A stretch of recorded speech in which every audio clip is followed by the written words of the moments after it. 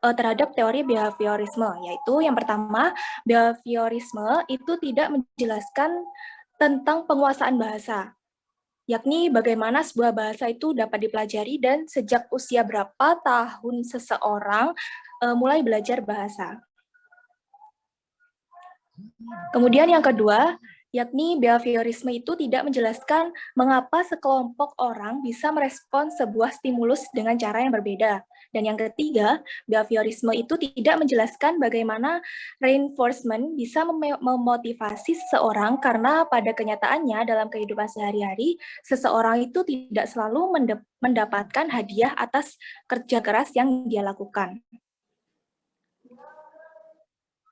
Subbab yang ketiga mengenai tokoh-tokoh pencetus teori kognitivisme. Untuk yang pertama, Jean Piaget, di mana Piaget ini seorang ahli psikologis kognitif yang merupakan salah satu pencetus teori kognitivisme yang penemuannya banyak digunakan dalam dunia pendidikan hingga saat ini. Teori Piaget ini yang paling terkenal yaitu teori skemata dan tahap perkembangan kognitif, mana kedua teori skemata dan tahap perkembangan kognitif ini sering digunakan oleh para pendidik sebagai salah satu pendekatan mereka ketika mengajar. Mengenai skemata Piaget, di mana skema ataupun skemata itu merupakan struktur kognitif yang di mana seseorang itu bisa beradaptasi dan terus mengalami perkembangan mental dalam interaksinya terhadap lingkungan. Baik, selanjutnya akan dijelaskan oleh teman saya. Slide selanjutnya. Baik, untuk selanjutnya yaitu tahap skemata Piaget. Nah, di sini dibagi menjadi 3, yaitu ada asimilasi, akomodasi, dan juga ekuilibrasi. Di mana asimilasi sendiri yaitu proses penerimaan informasi baru yang kemudian dimodifikasi sehingga cocok dengan struktur kognitifnya. Yang kedua ada akomodasi. Akomodasi itu adalah proses atau perubahan atau penyesuaian struktur kognitif yang telah dimiliki dengan informasi baru yang diterima. Dan untuk yang ketiga yaitu ekuilibrasi.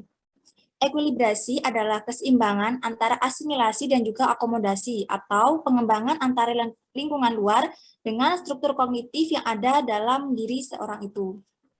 Slide selanjutnya. Tokoh yang selanjutnya yaitu Ausubel. David Ausubel adalah seorang ahli psikologi pendidikan yang terkenal dengan teori belajar bermakna. Nah, Ausubel ini memberikan penekanan pada pentingnya pembelajaran yang bermakna dan juga memberi penekanan pentingnya pengulangan sebelum dimulainya pembelajaran. Nah, untuk teori belajar bermakna sendiri, belajar bermakna adalah penyajian materi yang dapat mengaitkan informasi baru yang diterima dengan konsep-konsep yang relevan yang terdapat dalam struktur kognitif yang dimilikinya. Untuk slide selanjutnya akan dijelaskan oleh teman saya. Baik, kemudian tahap belajar bermakna. Yang pertama, pengaturan awal. Advanced Organizer, yaitu mengarahkan siswa ke materi yang akan dipelajari dan mengingatkan siswa pada materi sebelumnya. Yang kedua, diferensiasi progresif. Progresif diferensial, mengajarkan konsep urutan belajar dari yang lebih umum ke khusus. Yang ketiga, belajar superordinate learning.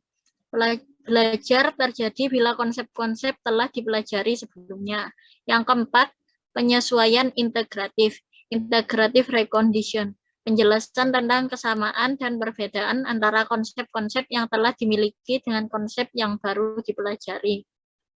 Yang kelima, konsolidasi, consolidation, pemantapan materi dengan menghadirkan banyak contoh.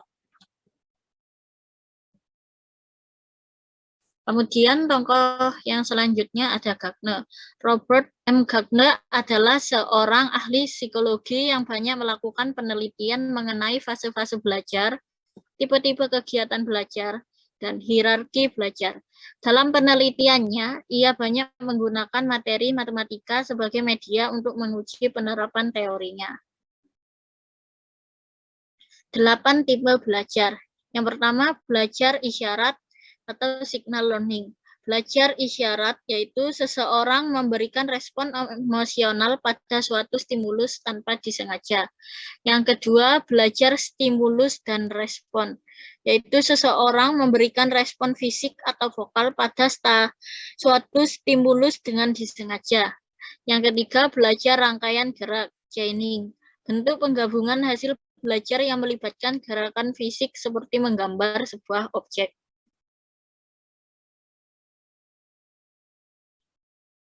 Yang keempat, belajar rangkaian verbal, verbal association, bentuk penggabungan hasil belajar yang melibatkan unit bahasa seperti memberi nama sebuah objek atau benda. Yang kelima, belajar pembentukan konsep, konsep learning, belajar mengenal sifat atau peristiwa dari sebuah benda sehingga siswa mampu mengelompokkan benda yang memiliki karakteristik yang sama. Yang keenam, belajar membedakan, multiple discrimination, kemampuan untuk membedakan apa yang telah dipelajari sehingga bisa memahami bermacam-macam objek fisik dalam merespon lingkungan. Yang ketujuh, belajar pembentukan aturan, principle learning, belajar menghubungkan satu konsep dengan konsep lainnya sehingga membentuk aturan tertentu. Yang kedelapan, belajar memecahkan masalah, problem solving. Belajar menerapkan prinsip-prinsip yang telah dipelajari untuk memecahkan sebuah masalah. Kemudian selanjutnya akan dijelaskan oleh teman saya. Baik, selanjutnya adalah 9 tahap mengajar. Yang pertama, memelihara perhatian. Yang kedua, menjelaskan tujuan pembelajaran. Yang ketiga, merangsang ingatan siswa. Yang keempat, menyajikan stimulus. Yang kelima, memberikan bimbingan. Yang keenam, memantapkan apa yang telah dipelajari. Yang ketujuh, memantapkan umpan balik. Yang kedelapan, menilai hasil belajar. Yang kesembilan, mengusahakan transfer. Selanjutnya adalah 5 hasil belajar. Yang pertama, informasi verbal, yaitu kemampuan bahasa seperti kemampuan menamai benda. Yang kedua, keterampilan intelektual, yaitu kemampuan menguasai konsep, memecahkan masalah. Yang ketiga, strategi kognitif, yaitu kemampuan membuat strategi belajar yang digunakan untuk memilih, mengubah, dan mengingat informasi. Yang keempat, sikap-sikap kemampuan. Sikap-sikap. Kemampuan bersikap dan bersosialisasi dengan orang lain. Yang kelima, keterampilan. Motorik. Keterampilan motorik. Penggabungan kegiatan motorik dengan intelektual seperti kemampuan membaca dan menulis. Selanjutnya, dalam kegiatan belajar, teori kognitif. Sistem memandang bahwa 1. Mengajar berupa penjelasan materi, pendemonstrasian konsep, dan pemberian contoh. 2. Hasil belajar merupakan hasil interaksi mentalnya dengan lingkungan sekitar. 3. Belajar adalah proses mental dan pikir. Keempat, penjelasan pelajaran harus dijelaskan secara teratur, berurutan, mudah dimengerti, dan bermakna. Materi selanjutnya, kelebihan dan kekurangan kognitivisme. Kelebihan, yang pertama, dapat meningkatkan kemampuan siswa untuk memecahkan masalah. Yang kedua, membantu guru memahami perkembangan kognitif siswa. Yang ketiga, memudahkan guru untuk memilih pelajaran yang sesuai dengan siswa. Untuk kekurangannya, yang pertama, beberapa hal dari teori ini sulit untuk dipahami dan pemahamannya belum tuntas. Yang kedua, teori ini dianggap dekat dengan psikologi belajar daripada teori belajar, sehingga dalam prosesnya belajar menjadi tidak mudah. Materi yang terakhir, implementasi teori aliran kognitivisme dalam pembelajaran matematika. Seorang guru mengalami kesulitan mengajarkan materi pembagian bersusun kepada siswa, maka guru harus mengajarkan konsep dasar terlebih dahulu sebelum siswa siap belajar pembagian bersusun. Di antaranya yaitu perkalian, pengurangan, pembagian sederhana. Strategi yang dipakai guru untuk membuat siswa mudah memahami konsep pembagian bersusun yaitu bagiku tarik. Tahu kepanjangannya bagi, kali, kurang, terus tarik ke bawah. Dan juga contoh bergambar. Memberikan kuis sebelum memulai kegiatan pembelajaran untuk mengecek ingatan siswa tentang materi sebelumnya. Menggunakan peta konsep atau susunan peristiwa ataupun tabel ketika menjelaskan materi yang mengandung banyak detail atau informasi. Baik, untuk teman-teman yang ingin bertanya bisa menggunakan fitur raise hand.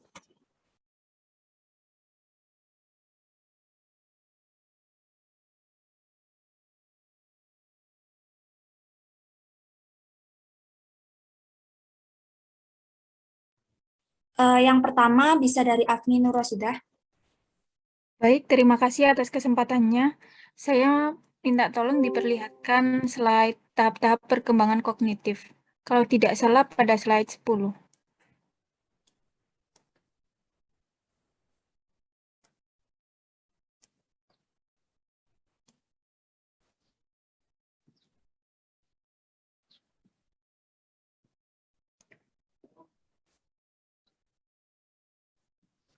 Nah, iya ini. Saya izin bertanya. Nah, ini kan ada tahap operasional konkret dan tahap operasional formal. Bagaimana contoh pada tahap operasional konkret dan operasional formal jika dihubungkan dengan matematika? Terima kasih. Baik, izin menjawab ya. Jadi di tahap operasional konkret ini kan antara umur 7 atau 8 sampai 11 atau 12 tahun kan. Nah, di mana kemampuan matematika anak itu biasanya semakin baik gitu ya. Jadi anak itu tidak hanya bisa mengenal jenis bangun datar, tetapi juga sudah bisa menghitung luas bangun datar.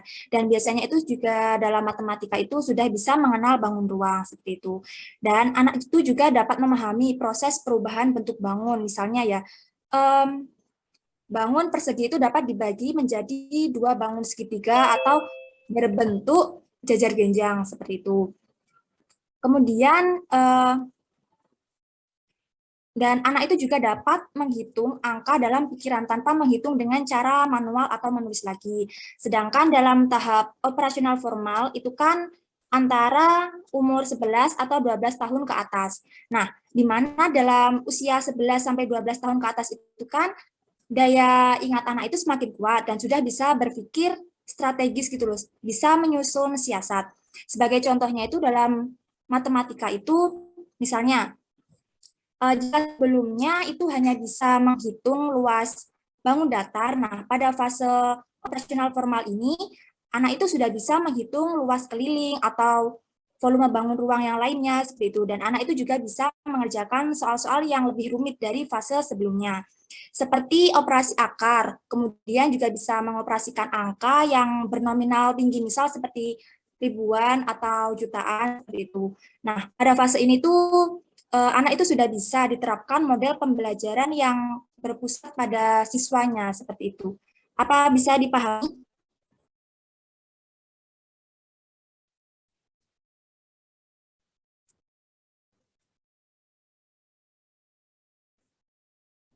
Ya, jadi untuk yang sudah bisa mengenal bangun-bangun ruang begitu. Kemudian untuk yang tahap operasional formal, itu tahap berpikirnya itu sudah lebih kritis dan logis gitu ya? Iya, Ya, baik, bisa difahami. Terima kasih atas jawabannya. terima kasih kembali. Untuk selanjutnya dari Siti Holifah. Baik, terima kasih atas kesempatannya. Izin bertanya pada slide 9.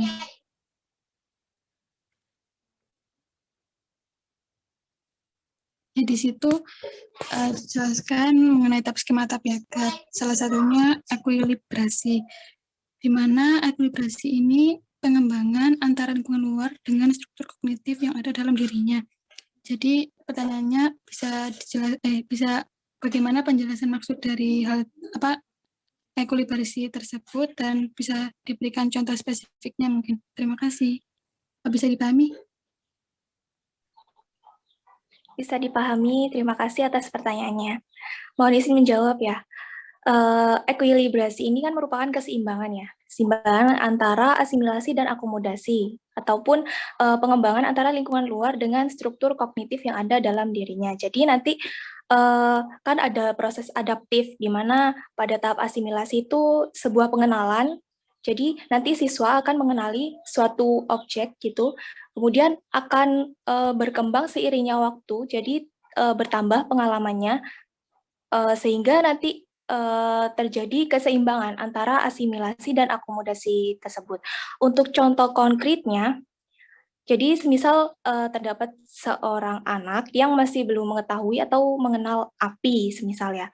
Jadi pada waktu dini itu dia merasa sakit ketika terpercik api gitu. Jadi dia berasumsi bahwa wah api ini berbahaya bagi diri aku karena aku menjadi sakit gitu kan. Jadi terkait dengan pengalamannya ini dia berasumsi seperti itu. Kemudian seiring berjalannya waktu dia itu melihat bahwa ibunya memasak menggunakan api, kemudian bapaknya itu merokok menggunakan api dan lain sebagainya. Jadi dia juga berpikir bahwa api itu juga tidak hanya merugikan tetapi juga bisa dimanfaatkan. Kemudian semakin berjalannya waktu, dia semakin dewasa dan mengetahui dan berpengalaman bahwa terdapat pabrik-pabrik yang menggunakan api, kemudian kendaraan juga memanfaatkan api. Jadi dia mengubah konsep awalnya yang semula api itu berbahaya menjadi api itu sesuatu yang tidak harus dihindari dan bukan hanya bisa dimanfaatkan, tetapi juga sangat dibutuhkan oleh manusia, asalkan kita bisa mewaspadainya ketika menggunakannya. Seperti itu. Jadi di antara pengenalan awal, kemudian dengan pengalaman-pengalaman baru, kemudian terjadi keseimbangan antara asimilasi dan akomodasi itu sendiri. Apakah sudah dipahami? Sudah, jadi awalnya itu kayak, pertama itu awalnya masih kayak nggak tahu gitu, jadi semakin ke sini prosesnya itu intinya itu kayak sudah tahu gitu, apa yang bahaya, apa yang tidak gitu kan intinya. Iya, lingkungan ya dipengaruhi oleh lingkungan luar ataupun stimulus ya. Jadi nanti ada keterkaitan antara lingkungan luar dan struktur kognitifnya anak itu sendiri. Ya, benar sekali. Baik, bisa dipahami. Terima kasih. Terima kasih kembali.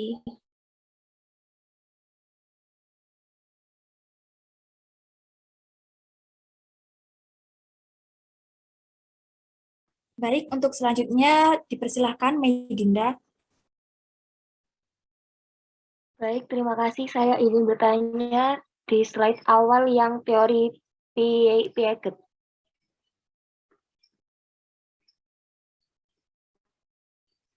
Ya, ini. Itu yang di kalimat terakhir itu kan teori Piaget yang paling terkenal yaitu teori skemata dan tahap perkembangan kognitif, di mana teori ini sering digunakan oleh para pendidik sebagai salah satu pendekatan mereka ketika mengajar. Nah, mengapa para pendidik itu menggunakan teori skemata dan tahap perkembangan kognitif ini?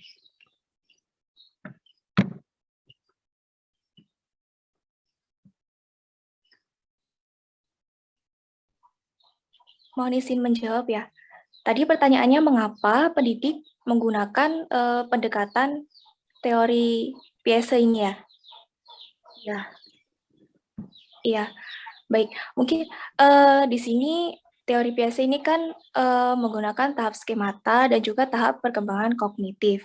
Jadi terkait dengan menggunakan benda konkret juga. Ini nanti dari benda konkret yang ditambahkan dengan stimulus-stimulus, maka akan menimbulkan suatu respon terkait dengan struktur kognitif dari siswa.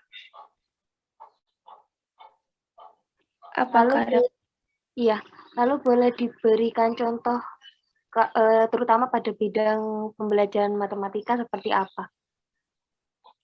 Contoh penerapan teori Piaget ini? Ya, yang ini kan sering digunakan oleh para pendidik, itu contohnya yang dalam pendidikan matematika itu seperti apa? Oh ya, baik. Untuk contoh sederhananya itu, semisal gini, pada teori ini pendidik dapat mengelompokkan benda konkret berdasarkan warna, bentuk, ataupun ukurannya. Jadi semisal seorang guru itu memberikan sekumpulan bola ya yang berjumlah 10, semisal seperti itu. Nah, di sini siswa itu diminta untuk menghitung jumlah bolanya, kan bisa 1 ditambah 1 ditambah 1 ditambah 1, dan seterusnya hingga berjumlah 10. Nah, itu. Kemudian guru juga memberikan instruksi atau petunjuk bahwa sekumpulan bola ini terdiri dari 2 warna yang berbeda, di mana setiap warna itu terdiri berjumlah berbeda juga. Jadi semisal seperti ini. Mohon maaf.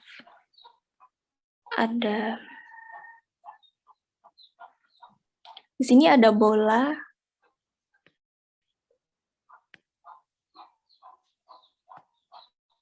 Satu, dua, tiga.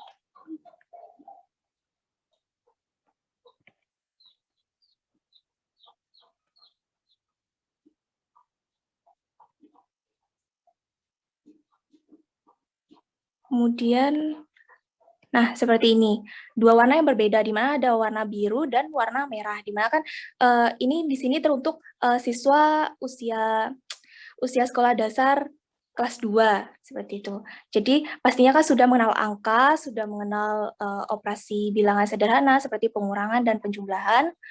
Kemudian di sini guru menginstruksikan bahwa berapa jumlah bola setiap warnanya. Nah, di sini siswa itu berbeda-beda cara menghitung bolanya. Bisa saja 1 ditambah 1 ditambah 1 ditambah 1 dan seterusnya. Ataupun bisa juga ada yang berpikir seperti ini. Tadi kan diketahui 10 bola, kemudian bola warna merah ada 2, berarti otomatis yang bola berwarna biru itu ada 8, seperti itu. Menerapkan operasi bilangan pengurangan. Kemudian setelah didapatkan jumlahnya itu, guru memberikan instruksi lagi, kira-kira bola berwarna apa yang jumlahnya lebih banyak gitu kepada siswanya. Nah, siswa itu menjawab, bola berwarna biru, Bu. Kenapa gitu? Karena 8 itu lebih besar daripada 2, seperti itu. Contoh lebih sederhananya. Apakah bisa dipahami? Baik, bisa dipahami. Terima kasih. Iya, terima kasih kembali.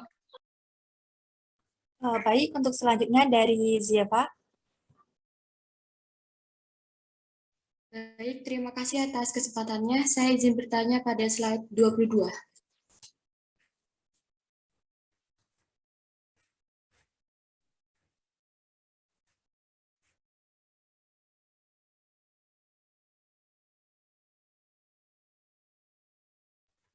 Nah, pada slide kekurangan ini kan dijelaskan bahwa beberapa hal dari teori ini sulit untuk dipahami dan pemahamannya belum tuntas. Nah, itu mengapa bisa dikatakan seperti itu ya? Lalu contoh dari beberapa hal dari teori ini yang sulit untuk dipahami itu seperti apa? Apakah bisa dipahami? Baik, izin menjawab ya. Jadi itu sebenarnya itu kalimatnya itu begini. Beberapa prinsip seperti inteligensi sulit dipahami dan pemahamannya masih belum tuntas. Nah, jadi beberapa hal yang dimaksud itu prinsipnya inteligensi, yaitu kemampuan seseorang untuk belajar dari pengalaman, menyelesaikan masalah, problem solving, dan menggunakan pengetahuan secara efektif untuk beradaptasi dengan situasi atau kondisi di lingkungan yang baru. Nah, kenapa sulit dipahami? Karena kan kita belajarnya dari pengalaman kita ya. Nah, kan jika kita belajar dari pengalaman kan kita nggak belajar seutuhnya dari hal tersebut. Nah, kemudian jika kita ingin untuk belajar seutuhnya, kita bisa mencari di buku atau dari internet. Nah, begitu. Kemudian contoh dari hal tersebut itu begini, ketika ada seorang anak mengamati suatu lingkungan, misalnya sebuah kebun binatang, maka itu hanyalah sebuah persepsi. Nah, akan tetapi apabila anak tersebut mulai mengelompokkan jenis hewan yang ada, menghitung serta membandingkan antara hewan yang ada pada kebun binatang tersebut, maka yang anak lakukan sudah termasuk perbuatan yang berinteligensi. Nah, cara mengatasi kekurangan tersebut itu kita mencarinya dari buku atau internet begitu. Bisa dipahami? Oh ya, baik, bisa dipahami. Terima kasih. Ya, sama-sama. Baik, mungkin untuk selanjutnya dari Yulia Julaika.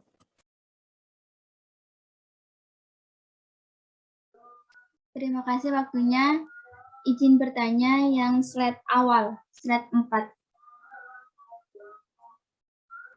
Nah, intinya itu kan teori kognitifme itu dicetuskan itu karena terdapat kekurangan pada teori behaviorisme. Kekurangannya itu kan ada 3 elemen, ada 3 faktor itu yang dijelaskan oleh pemateri tadi. Nah, jadi ketiga faktor itu apakah setiap tokoh kognitivisme itu terdapat ketiga faktornya kekurangan itu. Maksudnya gitu. Apakah dapat dipahami? Bisa, baik. Saya izin menjawab ya. Kan yang pertama kekurangannya itu tidak menjelaskan tentang penguasaan bahasa ya. Bagaimana sebuah bahasa dipelajari dan sejak usia berapa tahun seseorang mulai belajar bahasa. Nah, itu ada pada teori Piaget, yaitu pada tahap perkembangan kognitif. Pada tahap preoperasional, 2-7 atau 8 tahun tahap penguasaan bahasa memahami konsep sederhana. Kemudian yang kedua, behaviorism tidak menjelaskan mengapa sekelompok orang bisa merespon sebuah stimulus dengan cara yang berbeda. Itu ada pada teori Gagne, tepatnya pada di 8 tipe belajar, nomor 2, yaitu belajar stimulus dan respon. Seseorang memberikan respon fisik atau vokal pada suatu stimulus dengan disengaja. Kemudian yang ketiga, behaviorism tidak menjelaskan bagaimana reinforcement bisa memotivasi seseorang karena pada kenyataannya dalam kehidupan sehari-hari seseorang tidak selalu mendapatkan hadiah atas kerja keras yang dia lakukan. Itu ada pada teori Ausubel, tepatnya pada tahap pembelajaran bermakna pada pengaturan awal, yaitu mengarahkan siswa ke materi yang akan dipelajari dan mengingatkan siswa pada materi sebelumnya. Bagaimana? Apa bisa dipahami? Berarti pada setiap toko kognitivisme itu setiap tokonya itu tidak terdiri dari 3 faktor itu ya. Seperti tadi Fikri itu kan hanya menjelaskan tentang kognitivisme. Terus yang 2 faktor lainnya itu dijelaskan oleh tokoh lain begitu ya. Berarti Ya. satu tokoh merangkul ketiganya, ketiga Iya. kekurangan itu. Iya, betul. Oke, terima kasih. Iya, sama-sama. Untuk selanjutnya dari Andini. Baik, terima kasih. Saya ingin bertanya pada slide 17. Iya, itu kan salah satu tipe belajar adalah belajar pembentukan aturan atau principle learning, yaitu belajar menghubungkan satu konsep dengan konsep lainnya sehingga membentuk aturan tertentu. Nah, itu bisa dijelaskan contoh konkret dalam matematika itu seperti apa? Yang Baik, itu satu konsep. izin menjawab ya. Jadi kan Ya, kan. itu aturan, itu kan berhubungan dengan belajar pembentukan aturan. Nah, di mana aturan itu yang kita ketahui kan terbentuk berdasarkan itu konsep-konsep yang sudah dipelajari. Jadi aturan itu bisa merupakan pernyataan verbal. Nah, biasanya dalam matematika itu kan contohnya itu seperti teorema atau sifat-sifat seperti itu. Nah, semisal dalam pembelajaran matematika, kita bisa menggunakan aturan dalam segitiga siku-siku yang berlaku kuadrat sisi miring. Itu kan sama dengan jumlah kuadrat sisi siku-siku lainnya. Nah, di mana dalam belajar pembentukan aturan ini memungkinkan anak untuk dapat menghubungkan 2 konsep atau lebih. Semisal contohnya seperti ini.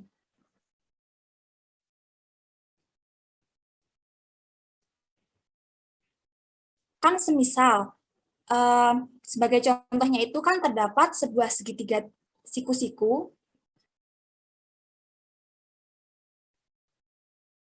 seperti ini. Nah, di mana sisi-sisinya itu di sini ada 3 cm dan di sininya 4 cm.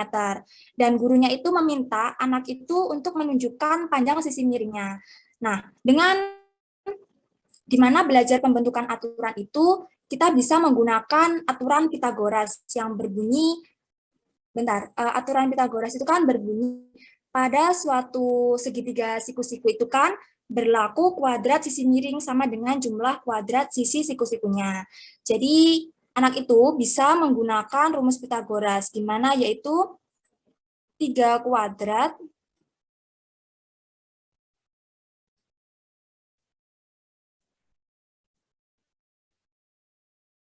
ditambah 4 kuadrat. Jadi 3 kuadrat sendiri kan 9 ditambah 16, jadi akar 25, sehingga akan didapatkan panjang sisi miring yang ditanyakan oleh guru itu adalah 5 cm. Jadi contoh belajar pembentukan aturan itu bisa menggunakan seperti rumus Pitagoras ini. Apakah bisa dipahami? Ya, baik, bisa dipahami. Kemudian saya ingin bertanya satu lagi, apa boleh? Ya, silakan. Ya, saya ingin bertanya pada tahap mengajar. Boleh tolong ditampilkan?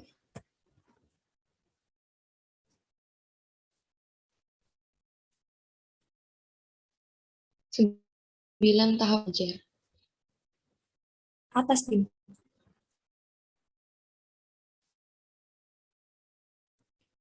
Nah iya, apabila salah satu tahap tersebut tidak dilakukan oleh seorang pendidik ya, misalnya kayak memantapkan umpan balik, nah itu tuh nggak dilakukan sama seorang pendidik. Apakah pembelajaran di kelas itu tetap dikatakan berhasil? Jika iya, mengapa? Kemudian jika tidak, mengapa? Baik, jadi bagaimana jika 9 tahap mengajar ini salah satunya itu tidak tercapai atau tidak dilaksanakan. Nah, sebenarnya itu dalam pembelajaran ya akan berhasil-berhasil saja. Namun pastinya itu akan kurang maksimal. Seperti contohnya itu kan misal seperti 4 sehat 5 sempurna itu kan itu tetap saja bakal berhasil, tetapi kan ada yang kurang maksimal seperti itu. Jadi ya tetap dikatakan berhasil, namun kurang maksimal dalam tahap mengajarnya. Apakah bisa dipahami? Baik, jawaban dapat dipahami. Terima kasih. Baik, terima kasih kembali. Selanjutnya untuk Tarisa. Ya, izin bertanya di slide ini. Itu kan yang nomor 9 tuh kan mengusahakan transfer. Nah, saya mau tanya, mengusahakan transfer itu maksudnya kayak gimana dan contohnya tuh seperti apa? Baik, izin menjawab ya. Terkait dengan mengusahakan transfer atau enhanced retention and transfer, itu maksudnya kita itu berusaha untuk meningkatkan retensi atau penguatan dan juga transfer ataupun alih pengetahuan. Jadi, semisal gini contohnya, tadi kan saya menyontohkan bahwa terhadap guru itu memberikan 10 bola, di mana bola itu terdiri dari 2 warna yang berbeda.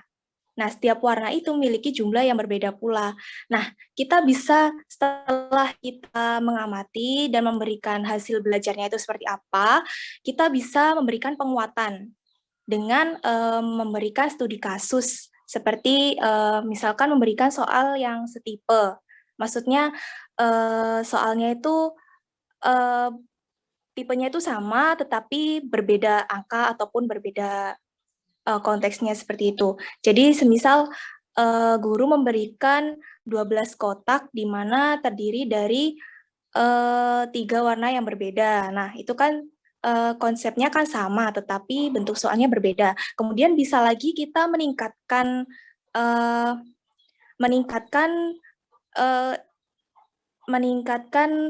kualitas soal itu sendiri. Jadi tingkatannya itu lebih tinggi. Semisal kan tadi sudah mengenal operasi pengurangan. Nah, kita kaitkan dengan operasi pembagian, di mana pembagian kan pengurangan berulang. Jadi nanti semisal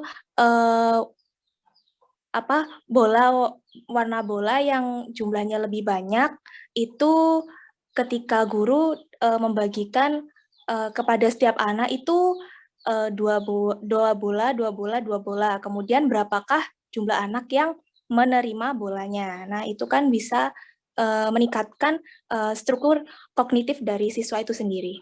Apakah bisa dipahami? Jadi mengusahakan transfer tuh kayak penguatan dari materi atau masalah yang udah dibahas kayak gitu ya. Iya.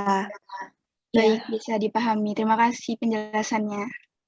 Ya, terima kasih kembali.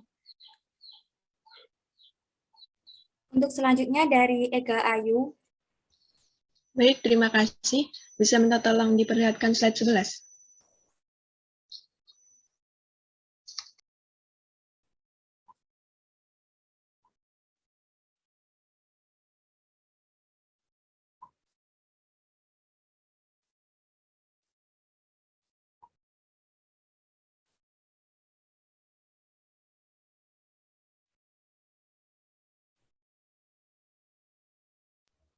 Nah, yaitu kan di dalam Al-Subul ini ada pentingnya pengulangan sebelum dimulainya pembelajaran. Nah, bisa minta tolong jelaskan, dan menurut kelompok penyaji itu, apa bedanya dengan law of exercise milik tokoh behaviorisme Thorndike?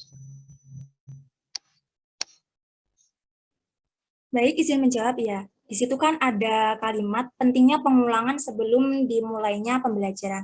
Maksudnya dari pengulangan sebelum dimulainya pembelajaran itu, semisal ya, kemarin itu mempelajari materi tentang seperti turunan. Jadi hari ini itu gurunya itu akan mengulas kembali tentang turunan. Nah, dalam pelaksanaannya itu biasanya pengulangan itu dapat dilakukan sebelum pemberian materi pelajaran atau sesudah penyampaian materi. Seperti itu.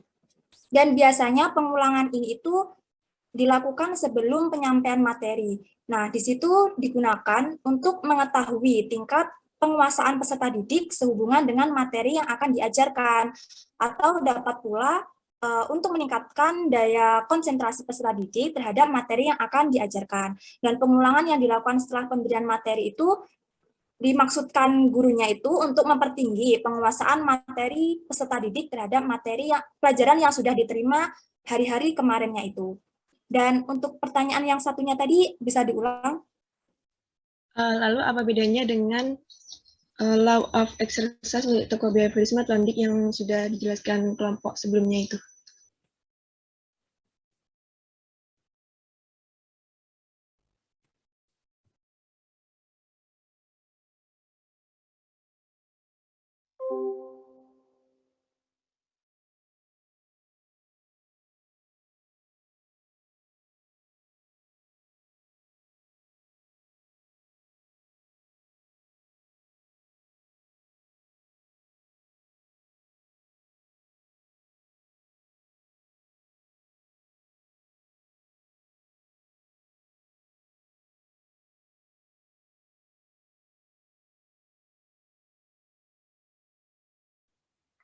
Baik, sepertinya Laila terlempar ya. Mohon izin menjawab.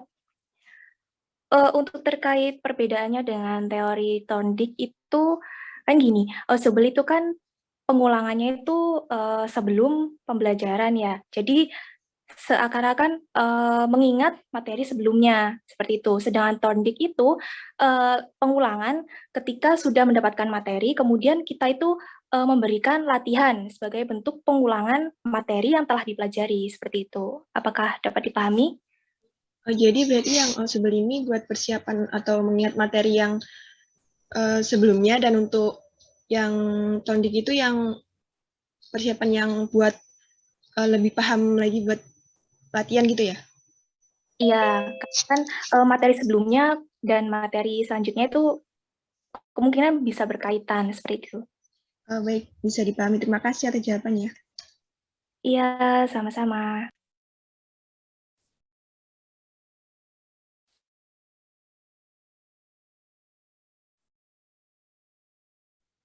Baik, mungkin selanjutnya untuk oh ya, silakan. Baik, selanjutnya mungkin dari Bagus.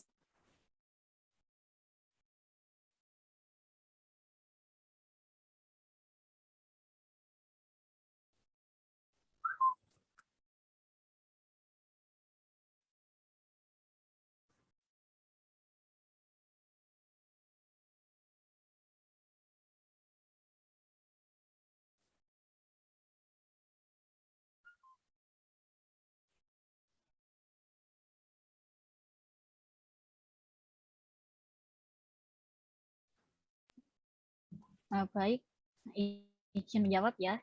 Nah, caranya yang pertama, kita perkenalkan ia dengan situasi baru secara perlahan-lahan. Kemudian yang kedua, kita jangan memaksa si anak itu untuk berinteraksi. Kemudian yang ketiga, berikan pujian jika si introvert bisa bergaul. Kemudian yang keempat, pastikan kita mendengarkan ketika ia bercerita dan kita harus memperhatikan dia. Yang kelima, jangan menyebut anaknya itu pemalu gitu.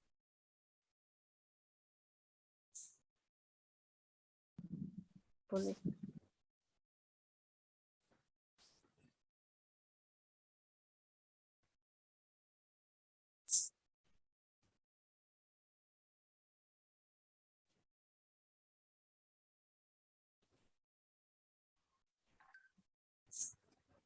Baik, izin menjawab ya. Dari 5 hasil belajar ini, itu mungkin akan kemungkinan besar akan tercapai, tetapi kemaksimalannya yang berbeda setiap anak. Mungkin ada yang kurang maksimal atau mungkin sangat maksimal. Itu dipengaruhi dengan intelijensi setiap anak sendiri-sendiri. Jadi apa yang akan dilakukan seorang pengajar ketika ada anak misal salah satu dari hasil belajar ini kurang maksimal adalah pendekatan secara lebih intens kepada anak tersebut. Mungkin membantunya untuk lebih memahami apa yang tidak bisa atau bagaimana. Jadi,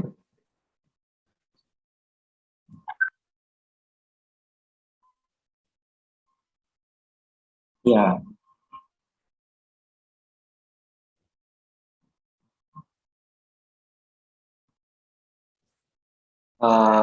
banyak gagal mungkin kurang maksimal.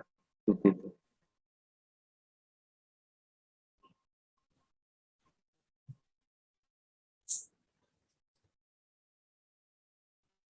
Baik, untuk selanjutnya dari Siti Miftah. Baik, terima kasih atas kesempatan yang diberikan. Saya izin bertanya pada slide 13.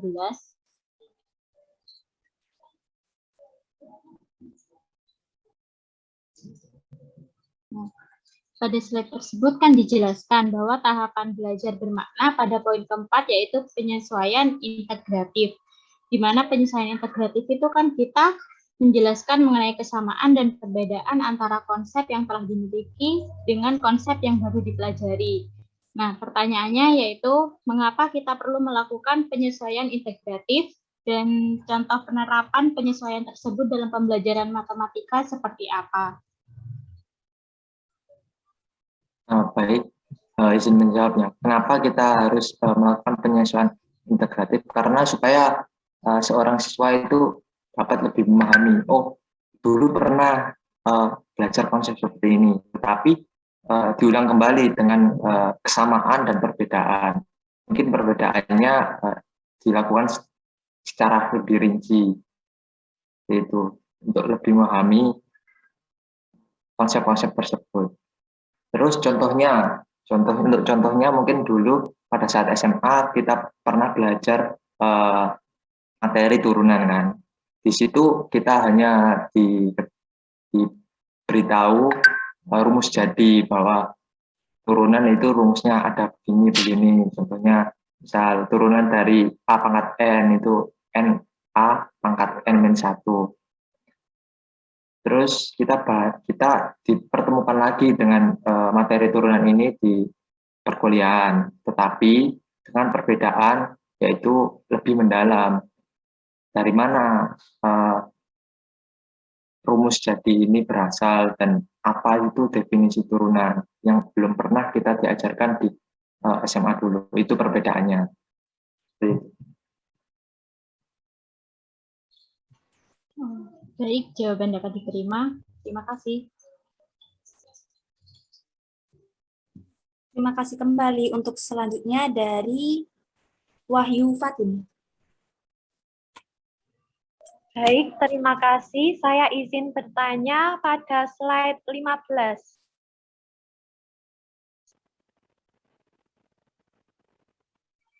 Ya kan, ini kan dijelaskan mengenai 8 tipe belajar. Berikan contoh dari masing-masing tipe tersebut dalam pembelajaran matematika. Tapi kecuali yang nomor 7 tadi, kan sudah dijelaskan. Apakah bisa dipahami? Ya, bisa dipahami. Baik, izin menjawab ya. Yang Ya. pertama itu kan belajar isyarat atau signal learning. Itu kan memberikan respon emosional pada suatu stimulus tanpa disengaja.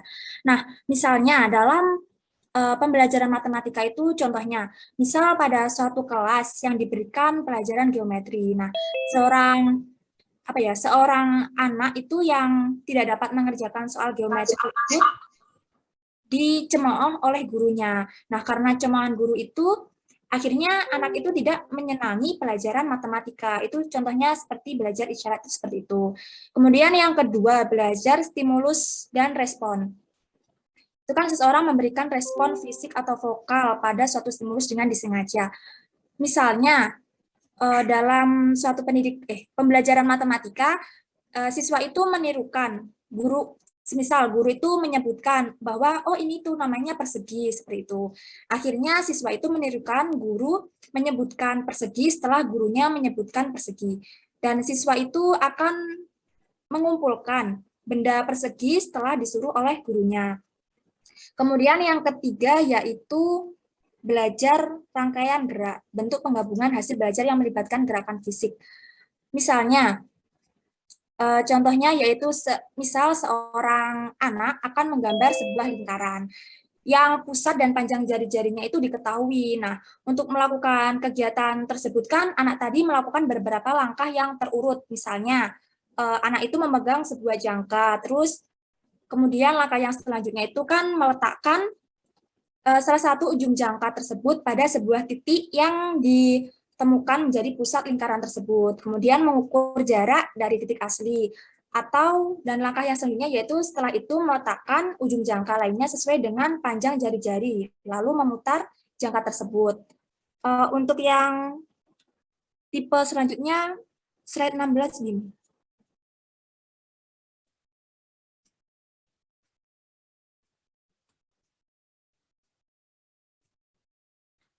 Untuk tipe yang keempat itu kan belajar rangkaian verbal atau verbal association.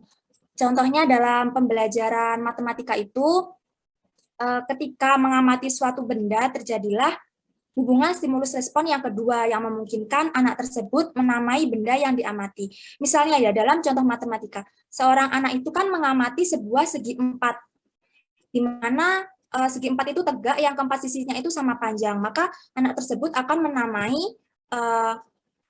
benda tersebut dengan sebuah nama yaitu persegi.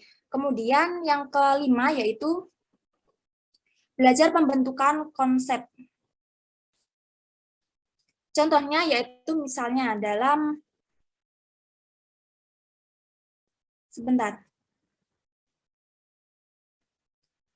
belajar pembentukan konsep, yaitu belajar mengenal sifat atau peristiwa dari sebuah benda sehingga siswa mampu mengelompokkan benda yang memiliki karakteristik yang sama.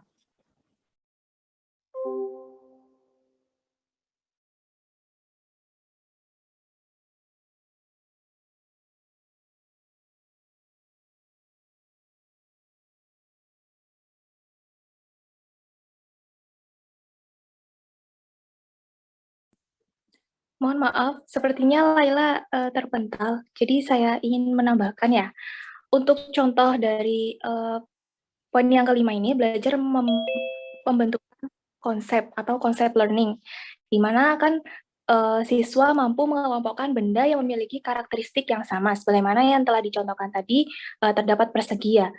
Kemudian kita juga bisa sediakan persegi panjang dan juga jajar genjang. Nah, di sini kan pastinya akan memiliki karakteristik yang sama, di mana sama-sama bangun segi 4, bangun datar segi 4. Nah, seperti itu. Kemudian untuk contoh yang keenam, belajar membedakan atau multiple discrimination. Nah, di sini dari ketiga bangun tersebut terdapat perbedaan. Oh iya, baik. Kenapa, Laila?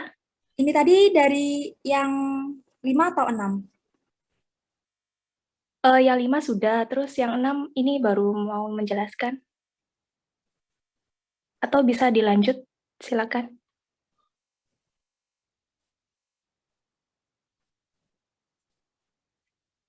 Nah, belajar membedakan, di mana kemampuan untuk membedakan apa yang telah dipelajari sehingga bisa memahami macam-macam objek fisik. Contohnya tadi ya seperti itu kan sudah mempelajari tentang persegi. Jadi itu bisa membedakan mana persegi dan juga mana persegi panjang atau sebuah lingkaran. Lanjut slide berikutnya. Kemudian yang ketujuh yaitu belajar pembentukan aturan. Nah, belajar pembentukan aturan tadi seperti yang sudah dijelaskan tadi, yaitu menggunakan aturan Pitagoras yang A kuadrat plus B kuadrat sama dengan C kuadrat. Kemudian untuk belajar memecahkan masalah.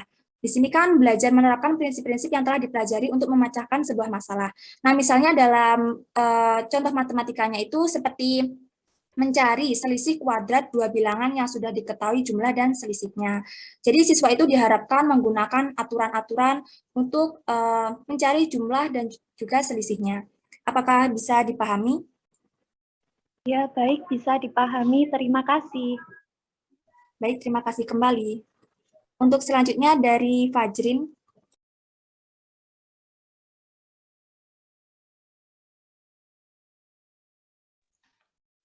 Baik, di sini saya izin bertanya. Menyambung yang dari pertanyaan Yulia mengenai kritik behaviorisme, yaitu salah satunya mengenai terdapat penguasaan bahasa. Lalu yang saya tanyakan pada teori kognitivisme ini, bagaimana cara pengajar mengajarkan penguasaan bahasa pada siswa? Baik, saya izin menjawab ya. Jadi di sini sebelumnya penguasaan bahasa itu terjadi pada tahap preoperasional. Tetapi pada tahap sensori motor itu seorang anak sudah belajar untuk menangkap informasi supaya pada saat tahap preoperasional dapat menguasai bahasa tersebut. Jadi untuk seorang pengajar agar bisa mengajar dengan baik, ya kita contohkan atau memberi contoh langsung terhadap siswa. Contohnya misal mencuci tangan, supaya siswa itu tahu, oh mencuci tangan itu seperti ini, tuh, untuk penguasaan bahasa. Itu.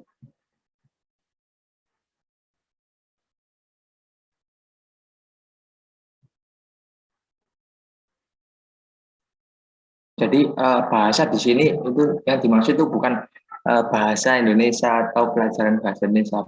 Bahasa yang dimaksud itu bagaimana seorang anak menerima informasi dari lingkungan luar dan menyampaikannya.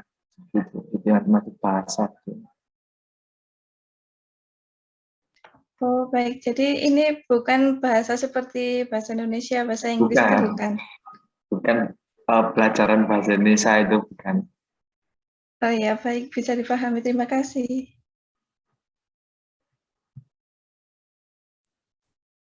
Untuk selanjutnya dari Faikotul. Ya, terima kasih atas waktunya. Saya mau bertanya ini di slide ini. Nah, di sini kan dijelaskan tahap perkembangan kognitif, di mana tahap perkembangan kognitif itu terbagi menjadi 4 tahap, seperti yang sudah dijelaskan tadi. Nah, pertanyaan saya, apakah pasti setiap orang itu memiliki tahap perkembangan kognitif yang sesuai dengan umurnya seperti yang ada di slide ini? Misalnya gini, ada anak usia 15 tahun. Nah, apakah dia sudah pasti bisa mampu berpikir abstrak dan logis? Baik, izin menjawab ya. Jadi apakah semua anak itu pasti cocok dengan tahap ini? Jawabannya itu tidak, karena kecerdasan setiap anak itu berbeda. Ada anak yang intelijensinya itu sangat tinggi ya, atau misal jenius, atau contohnya itu 13 tahun kan ada yang sudah berkuliah itu contohnya. Ada juga anak yang intelijensinya itu rendah, maka dari itu tahap perkembangan kognitifnya itu lambat. Jadi seperti tertinggal seperti itu. Oh, jadi ini tuh hanya kayak pada biasanya ya pembagian murid. Itu rata-rata atau normalnya. Oh ya, bisa dipahami. Terima kasih. Baik, terima kasih kembali. Untuk teman-teman, apakah ada yang ingin ditanyakan lagi?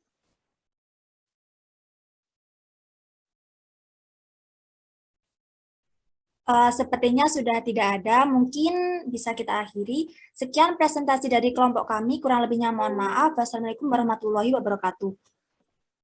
Waalaikumsalam warahmatullahi wabarakatuh.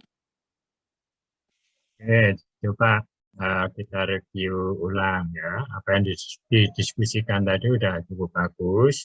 Coba kalau mungkin kita tata ulang. Yaitu tadi pembentukan aturan. Ya, yang seperti apa sih? Tadi kan dicontohkan untuk teorema Pythagoras. Sekarang gini. Tadi udah disebut sebenarnya sifat-sifat. Nah, pembentukan aturan misalnya untuk sifat komutatif. Kira-kira kayak apa? Ya.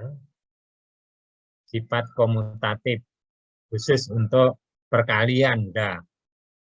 Misalnya 3 kali 5 kok sama dengan 5 kali 3. Nah, gimana? Itu menurut teori belajar tadi. Bisa membayangkan? Kira-kira dari ya, katakan belajar yang konkret, ya, yang seperti apa pembentukan aturan tersebut, yaitu pembentukan sifat pertukaran atau komutatif pada operasi perkalian. Gimana kira-kira? 3 kali 5 sama dengan 5 kali 3. Kalau Anda memberikan satu pengantar agar itu bisa diterima anak-anak, kira-kira yang kayak apa? Contoh kontekstualnya, nah gitu. Ini kan mengintegrasikan satu teori ke prakteknya kayak apa? Gampangnya kan ke sana, toh? Ya, silakan. Kira-kira kayak apa? Izin menjawab Bapak, jadi itu kan 5 kali 3 sama dengan 3 kali 5. Jadi kalau menjelaskan ke murid atau anak-anak itu bisa bahasanya itu ini pertukaran tempat pada operasi penjumlahan dan juga perkalian itu hasilnya sama saja. Jadi dibolak-balik sama seperti itu. Itu kan masih abstrak ya, dalam konteks real. Yang kayak opo sih, gampangnya kan gitu. Coba berikan satu contoh.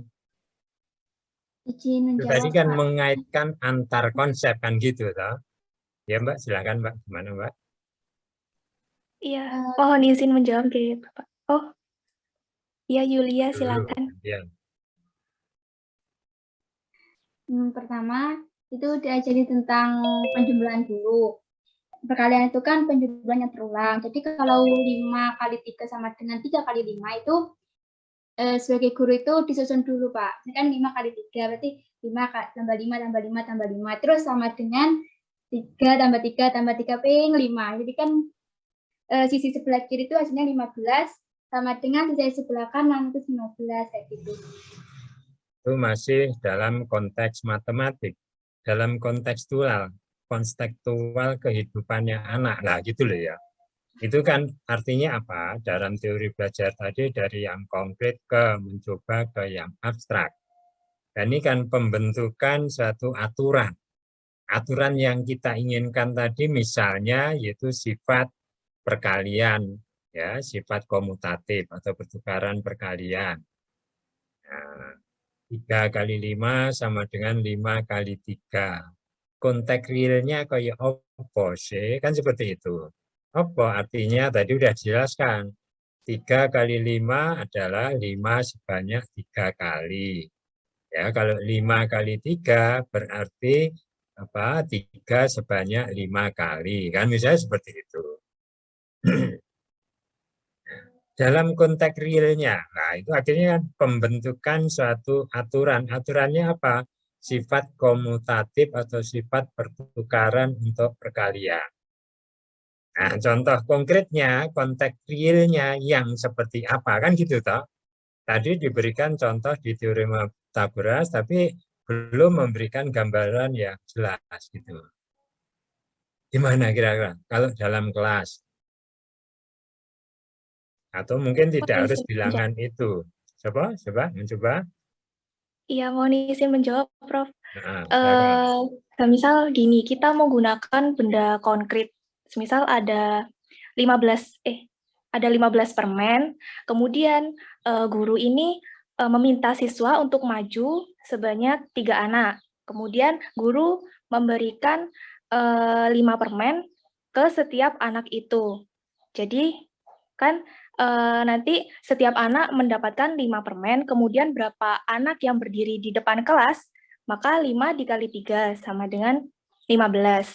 Kemudian kita bisa membalikkan juga, kita meminta siswa untuk maju ke depan kelas sebanyak 5 anak, kemudian membagikan permen itu ke setiap anak itu sebanyak 3 buah, maka hasilnya juga sama-sama 15. Seperti itu, Bapak. Mungkin mohon maaf kalau yang lain coba dari pendapatnya ini tadi sudah sesuai atau belum?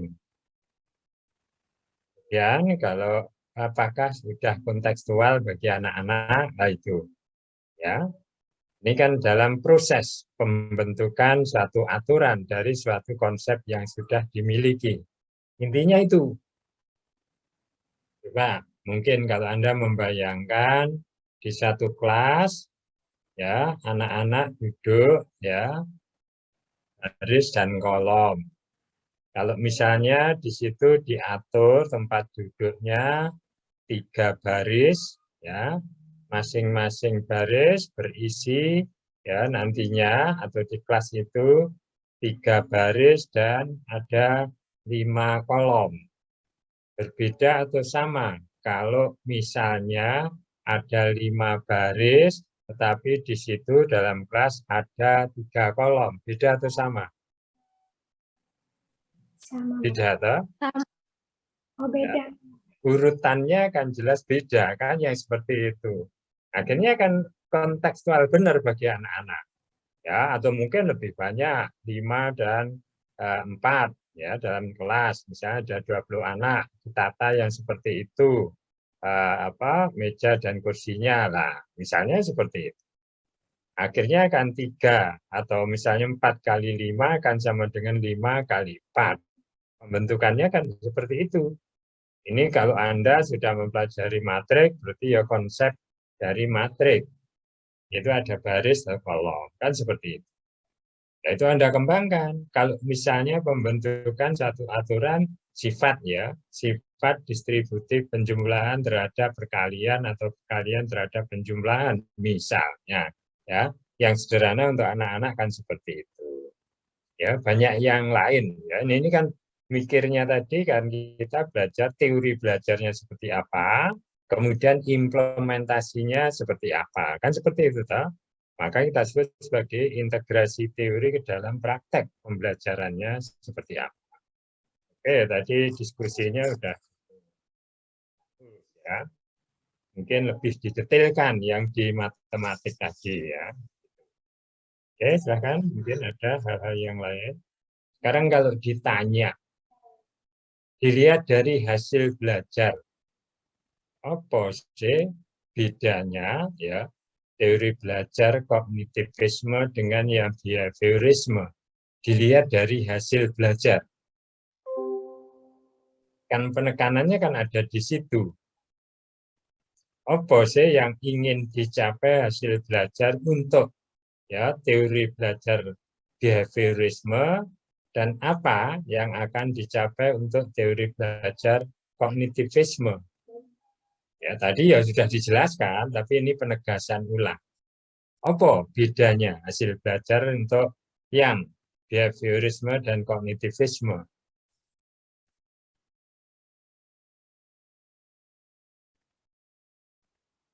Anggota kelompok, penyaji, atau mungkin audiens, silakan. Gimana kira-kira?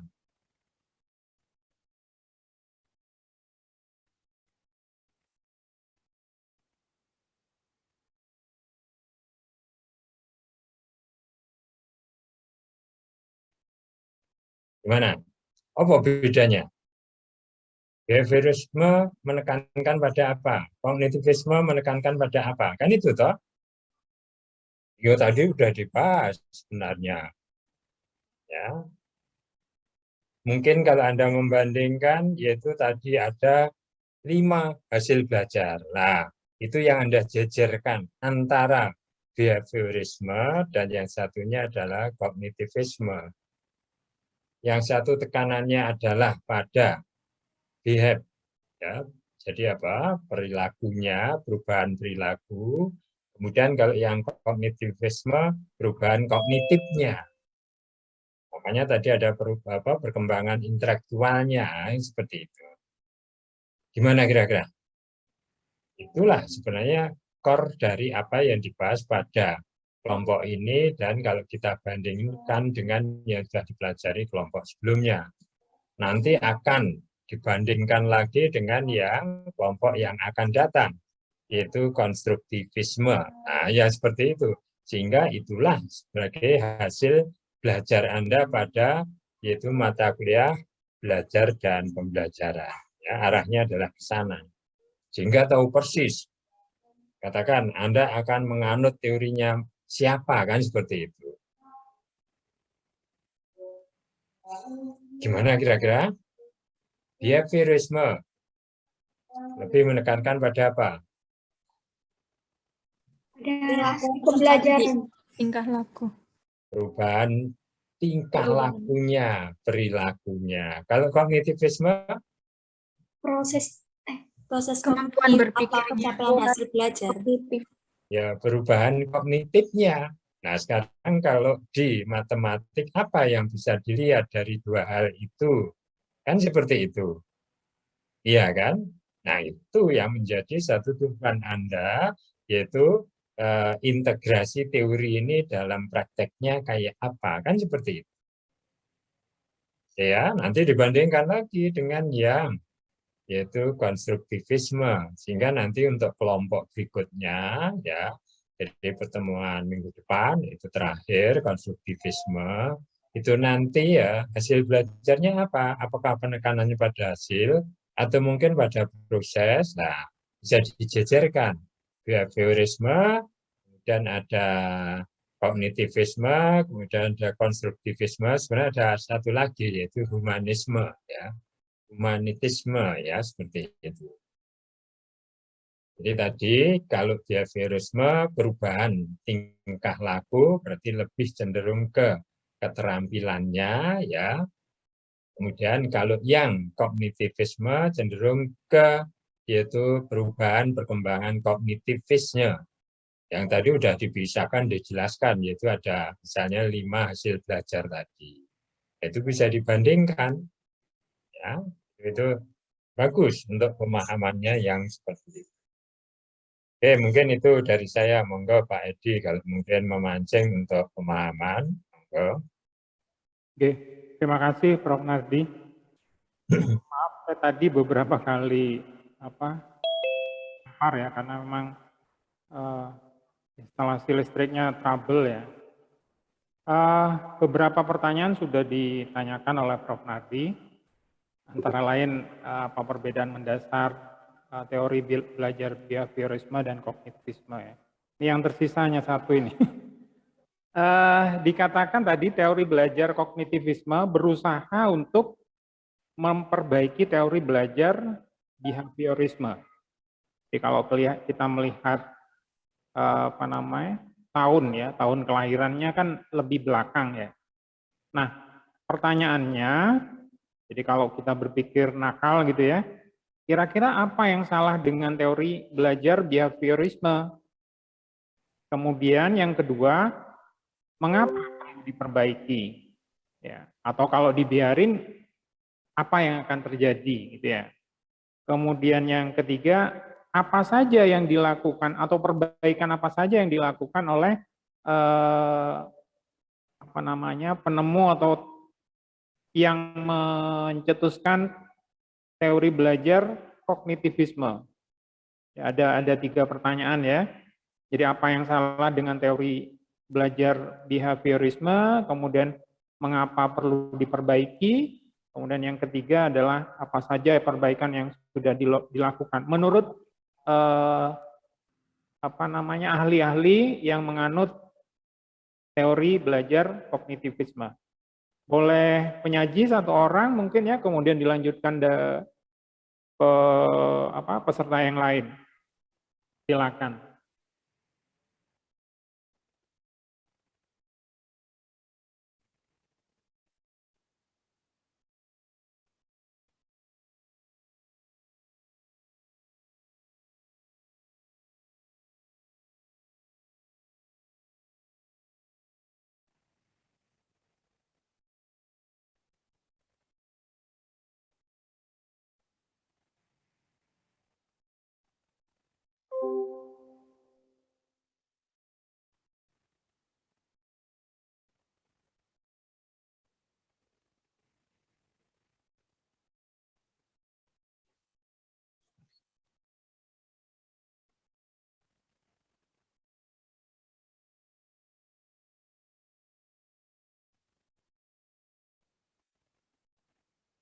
Boleh peserta dulu, jika sudah ada yang siap. Izin menjawab ya Bapak, dari pertanyaan yang nomor 1 tadi, apa yang salah pada teori behaviorisme? Nah, menurut saya itu kesalahan dari teori belajar behaviorisme itu kan teori belajar yang mengedepankan itu perubahan perilaku siswa sebagai hasil proses pembelajarannya.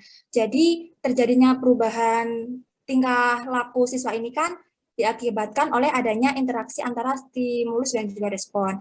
Nah, seharusnya itu tidak hanya menggunakan itu tadi perilaku siswa atau keterampilan. Jadi harus dibenahi di teori kognitivisme ini. Jadi harus menggunakan kognitif dari siswa-siswa tersebut. Jadi tidak hanya capaian hasil belajarnya itu menggunakan perilaku siswa saja. Mungkin seperti itu. Baik, pertanyaan yang kedua.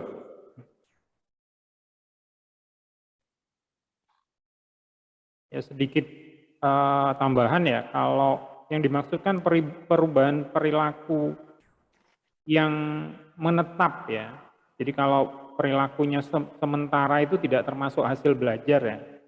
Satu contoh di awal pernah saya berikan contoh, seseorang yang dihipnotis tadinya nggak bisa bahasa Inggris, kemudian bisa bahasa Inggris, tapi setelah hipnotisnya diakhiri gitu kembali nggak bisa. Itu bukan hasil belajar ya. Jadi perubahan perilaku tapi menetap. Ya, silakan yang lain.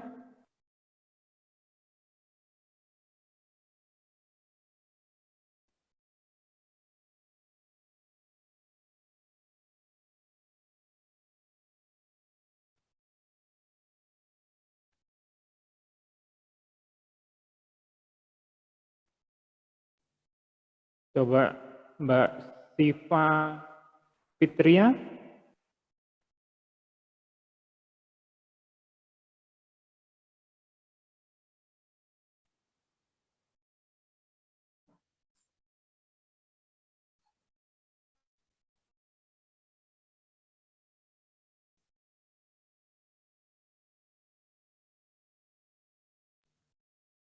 Saya ulangi, Mbak Siva Fitria, ada Baik, nggak? Bapak, izin menjawab. Silakan. Mungkin teori behaviorisme ini mengapa banyak yang salah itu karena tidak mampu menjelaskan situasi belajar yang lebih kompleks gitu Pak, kan karena teori ini lebih mengedepankan kepada kepada perubahan perilaku siswa yang berkaitan dengan belajar, tapi itu sedang menghubungkan antara stimulus dan responnya gitu Pak. Sedangkan harus diubah menggunakan teori kognitivisme ini, di mana teori ini tuh lebih mengedepankan perubahan kognitif siswanya, seperti itu Pak. Baik, cuman sedikit koreksi ya, jadi yang dimaksud salah itu salah menurut teori sesudahnya ya. Kalau menurut ahli teori behaviorisme itu benar semua ya. Oke, kalau dikaitkan dengan ini misalkan, coba kita ingat kembali ya, beberapa presentasi yang sudah itu, ahli-ahli teori behaviorisme itu kan kebanyakan dari ahli psikologi ya. Dalam penelitiannya itu biasanya melibatkan hewan percobaan ya. Jadi mereka melihat psikis ya. Di perubahan-perubahan dari satu contoh misalkan tikus ya, awalnya tidak bisa mencapai makanan, kemudian dia tanpa sengaja menekan tombol, kemudian akhirnya dia mengulang ya. Ketika dimasukkan lagi maka dia langsung menekan tombol gitu ya. Jadi seperti itu. Dia akan mengamati hewan ya. Bukan manusia ya. Kemudian sekalipun hewan sendiri ketika atau di negara-negara barat itu proses melakukan percobaannya itu harus melalui SOP yang ketat. Jadi nggak boleh sembarangan gitu ya. Coba dikaitkan dengan objek dari percobaan.